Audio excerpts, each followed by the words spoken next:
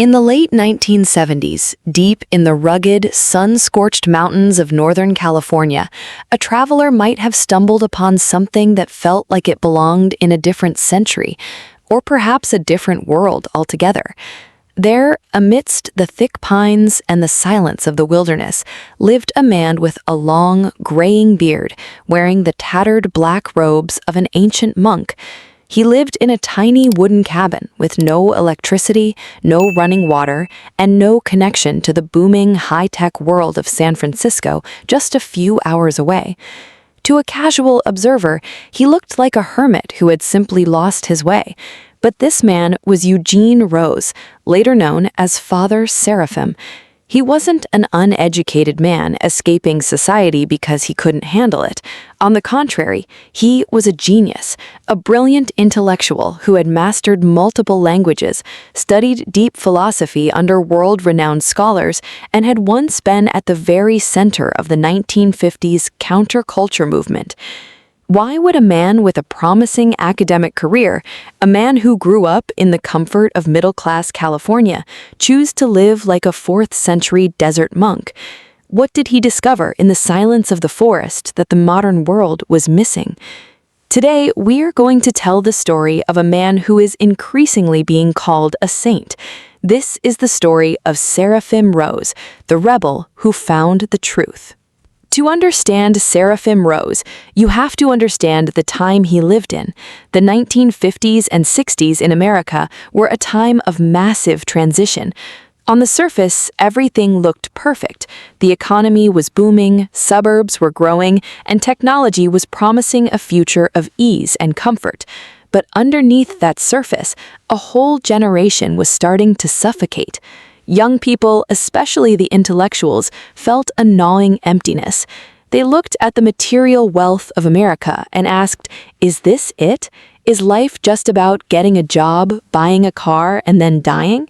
This led to a massive spiritual explosion. Some turned to drugs, some turned to political revolution, and many turned to the East, searching for answers in Zen Buddhism and Hinduism. Eugene Rose was at the center of this storm. He was a student of Alan Watts, the man who famously brought Eastern philosophy to the Western masses. Eugene was a truth seeker in the purest sense of the word. He didn't want a hobby, he wanted a reason to exist. He spent his nights wandering the streets of San Francisco, drinking heavily and screaming at the sky, desperate to find one thing that was actually real in a world that felt increasingly fake. Before he found God, Eugene Rose found nihilism. Nihilism is the belief that life has no intrinsic meaning or value. Most people today live as practical nihilists. They don't say life is meaningless, but they live as if it is, focusing only on pleasure and entertainment. Eugene, however, was too honest for that. He realized that if there is no God, then everything is permitted, and nothing ultimately matters. This realization didn't make him happy, it tortured him. He felt the coldness of the modern world, a world that had killed its connection to the divine and was now wandering in the dark. His early writings are a chillingly accurate prophecy of the world we live in today. He predicted a world of total chaos, a world where truth is whatever you want it to be, and a world where people would eventually lose their minds because they had lost their souls.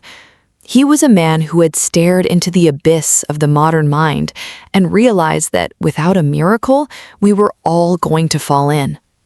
The miracle happened on an ordinary afternoon in San Francisco. Eugene, still a skeptic, walked into the Russian Orthodox cathedral. He didn't go there to pray, he went as an observer, a student of comparative religion. But the moment he crossed the threshold, his life as a modern man ended. He later wrote that he didn't study the church, he felt it. He smelled the incense, he saw the icons of the saints staring back at him with eternal eyes, and he heard the ancient chants that hadn't changed in 1,000 years. He famously said, "I felt I was home, I didn't have to look anymore." This wasn't an emotional high, it was the recognition of a long-lost reality. Eugene realized that while America was busy inventing new religions and new ways to be happy, there was an unbroken chain of truth stretching all the way back to the apostles. He had found the ancient wisdom that was not a philosophy but a living, breathing person, Jesus Christ. Eugene Rose didn't do anything halfway. Once he found the Orthodox Church, he surrendered everything to it. He was baptized, he began to study the Church Fathers, and he met the man who would become his spiritual father, Saint John Maximovitch.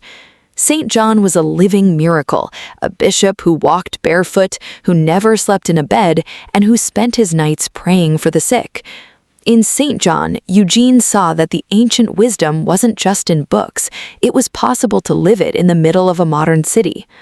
But Eugene knew that to truly speak to the modern world, he had to go deeper. He had to leave the city. He had to go to the desert. Along with his friend Gleb, they formed a brotherhood dedicated to Saint Hermit of Alaska. They bought a piece of wild land in Platina, California, and they began to build. They didn't just build a monastery, they built a bridge for all the lost souls of the West, the rebels, the thinkers, and the broken, to find their way back to the ancient path. This was the beginning of the mission of Seraphim Rose, a mission that would provide a light for millions of people in the 21st century. Eugene Rose was not a man of half measures. When he was a student at Pomona College and later at Berkeley, his professors recognized him as a once-in-a-generation mind. He didn't just read books, he consumed them. He mastered ancient Chinese so he could read the Taoist texts in their original form. He was searching for a key, a single truth that could explain the suffering and the chaos of human existence. At the time, San Francisco was the capital of the New Age. It was the era of the beatniks and the early hippies. People were experimenting with everything: Eastern mysticism, psychedelic drugs, and radical politics. Eugene tried it all, but he found it hollow. He realized that most of his peers weren't looking for truth, they were looking for an experience. They wanted to feel good, to feel spiritual, but they didn't want to change their lives. Eugene saw through the mask of modern spirituality. He realized that by stripping away the difficult parts of religion, the discipline, the suffering, and the repentance, his generation was creating a new kind of religion, the religion of the self. This realization led him to write his most famous intellectual work, Nihilism, the Root of the Revolution of the Modern Age. To understand why Father Seraphim Rose is so popular today, you have to understand his diagnosis of our society. He argued that the modern world is not just secular or irreligious. He argued that it is nihilistic. Nihilism is the belief that there is no objective truth. It is the idea that your truth is just as valid as my truth, and therefore nothing is actually true. Eugene argued that this wasn't just a philosophical debate, it was a spiritual catastrophe. He identified 4 stages of this disease. Liberalism, where we keep the outward forms of tradition but lose the internal fire. We talk about values but don't really believe in anything worth dying for. Realism, where we reject the spiritual altogether and focus only on science, technology, and material comfort.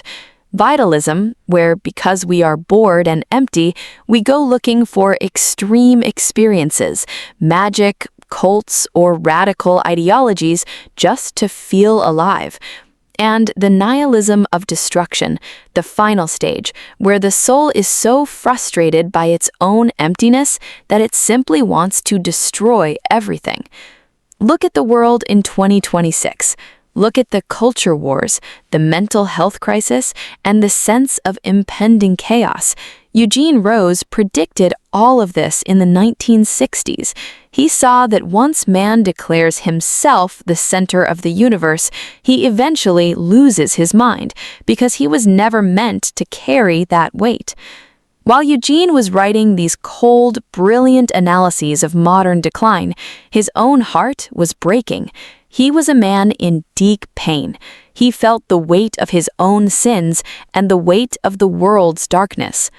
It was during this time that he met the man who would turn his philosophy into life, Saint John Maximovitch. Saint John was a bishop of the Russian Church abroad, but he was unlike any bishop Eugene had ever imagined. He was short, he had a speech impediment, and he was often seen walking barefoot through the streets of San Francisco to visit the sick in hospitals. He was a man who lived entirely in the presence. Eugene saw that Saint John didn't argue for the truth, he manifested it. When Saint John prayed, things changed. When Saint John looked at you, he saw your soul, not your social status. For Eugene, this was the missing piece. He realized that the answer to nihilism wasn't a better theory, it was a saint. It was a human being who had been transformed by the grace of God, that they had become a window into eternity. In 1967, Eugene and his spiritual brother, Gleb Podmashensky, decided they could no longer live in the Babylon of San Francisco. They wanted to follow the path of the ancient monks who fled the cities to find God in the desert. They found a piece of land on a mountain called Platina in the wild forests of Northern California. It was a place of extreme beauty and extreme hardship. There was no road to the top. There was no electricity. There was no water. They had to carry everything up the mountain on their backs. They called their brotherhood the St. Herman of Alaska Brotherhood, named after the first Orthodox saint of America. They lived in small, hand-built wooden shacks. Their days were spent in long hours of prayer and back-breaking physical labor. But they also brought something very modern with them, a printing press. In the middle of the wilderness, Eugene, now tonsured as a monk with the name Seraphim, became a world-class publisher. He wrote, translated, and printed books that would eventually change the course of history. Father Seraphim Rose realized that the world was starving for original Christianity. He began translating the lives of the Desert Fathers and the teachings of the great Russian saints into English. But his work didn't just stay in America. Through secret networks, his writings were smuggled into the Soviet Union. At the time, the USSR was an officially atheist state where religion was suppressed. People were desperate for spiritual food. The books written by a California monk became a sensation in Russia. They were copied by hand and passed from person to person. While the American public saw him as a hermit in the woods, the underground Christians in Russia saw him as a prophet. He was an American telling Russians about their own lost heritage. He was a bridge between the East and the West, showing that the ancient path was the only way to survive the madness of the 20th century. As Father Seraphim Rose grew deeper in his spiritual life, his warnings became more specific. He wrote a book called Orthodoxy and the Religion of the Future, which remains one of his most controversial and popular works. In it, he analyzed the rise of the New Age movement, the interest in UFOs, and the charismatic movements in Western churches. He didn't see these as harmless trends. He saw them as a pre-Christian or anti-Christian preparation. He argued that the modern person, having rejected the true God, was now opening their mind to spiritual forces they didn't understand. He warned that aliens and spirit guides were often just ancient demons wearing modern masks. He argued that the religion of the future would be a religion of global unity and fake miracles that would demand the total surrender of the human soul. His message was clear: do not trust your feelings, trust the tradition. In a world of spiritual experiences, the only safety is the sobriety of the Orthodox path. By the late 1970s, Father Seraphim Rose had become a legend. People began to hike up the mountain to Platina just to hear him speak. They found a man who was exhausted, who smelled like wood smoke, and who worked 16 hours a day, but a man who had a peace that was not of this world. By the early 1980s, Father Seraphim Rose had become a beacon. His body was failing him, exhausted by years of vigils, manual labor, and the relentless work of the printing press, but his spirit was more radiant than ever. He had successfully built a bridge between the ancient wisdom of the East and the fractured mind of the West. But as every great saint knows, the final lesson is not taught through books, but through the mystery of death. In late August 1982, Father Seraphim Rose began to experience excruciating abdominal pain. Living in the isolation of the Platina mountains, far from modern hospitals, he endured the agony and silence for days, not wanting to disturb the brotherhood. By the time he was taken to a hospital in Redding, California, his condition was critical. A blood clot had cut off the circulation to his intestines. For several days, he lay in an intensive care unit, hooked up to machines. This man, who had spent his life warning against the machine-like nature of modern life, was now surrounded by it. But something strange happened in that hospital room. People began to gather, not just monks, but people from all walks of life who had been touched by his writings. They prayed continuously. On September 2nd, 1982, at the age of only 48, Father Seraphim Rose passed away. But his death was not an end, it was an explosion. When his body was brought back to the monastery for the funeral, something happened that defied logic. Despite the intense California heat and the several days that had passed, his body did not decay. It did not smell of death. Witnesses, many of whom are still alive today, reported that his skin was soft and a natural, healthy color, and a sweet fragrance, like lilies or incense, filled the air around his casket. He didn't look like a corpse, he looked like a man who was peacefully sleeping. Today, more than 40 years after his death, Seraphim Rose is the one of the most beloved figure in American Orthodoxy. But why? Why does a man who lived in a shack and criticized modern progress resonate so deeply with people in the land of Silicon Valley and Hollywood? First, he is the icon of the outsider. America is a land of converts and seekers. Seraphim Rose proved that you don't have to be born in Greece or Russia to be truly Orthodox. He showed that the heart of an American raised on rock and roll and nihilism can become a vessel for the Holy Spirit.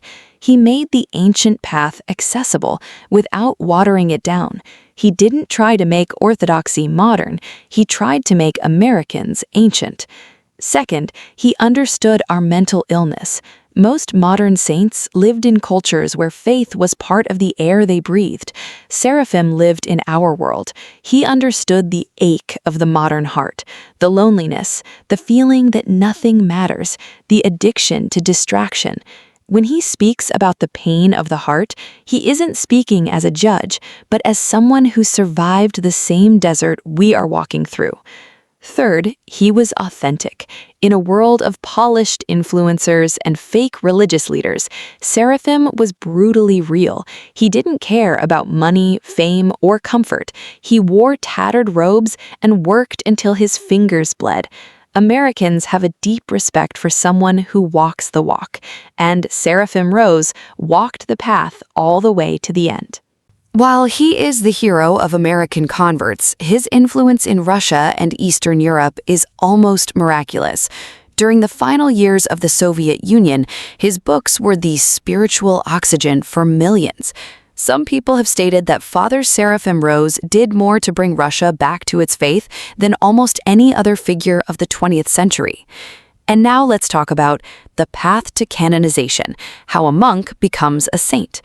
In the Orthodox Church, making a saint is not like a political election.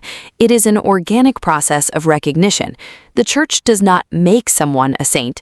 It simply recognizes that God has already made them one. For Father Seraphim Rose, this process is well underway. There are 3 main steps in the path to official canonization. Number 1, veneration by the people. This is the most important step. Long before a council of bishops meets, the people must already be praying to the person. For decades, thousands of people have visited Father Seraphim's grave in Platina. They leave notes, they light candles, and they ask for his intercession. Icons of Blessed Seraphim, a title used before official canonization, are already in homes and churches worldwide. Number 2, evidence of miracles. The Church looks for signs from heaven. There are hundreds of documented accounts of experiencing profound spiritual conversions after praying at his grave or reading his life. These stories are being carefully collected by the monastery and the Church authorities.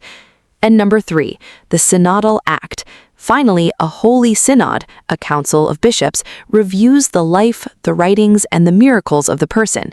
In the case of Father Seraphim Rose, the Serbian Orthodox Church, which has jurisdiction over his monastery, and the Russian Orthodox Church outside of Russia, Rokor, have both expressed deep support for his cause. In 2023 and 2024, official steps were taken to move his cause forward, with commissions studying his works to ensure they are perfectly in line with the faith. Many believe it is not a matter of if, but when. He is already a saint in the hearts of the faithful. The official proclamation will simply be the Church catching up to what the Spirit has already revealed.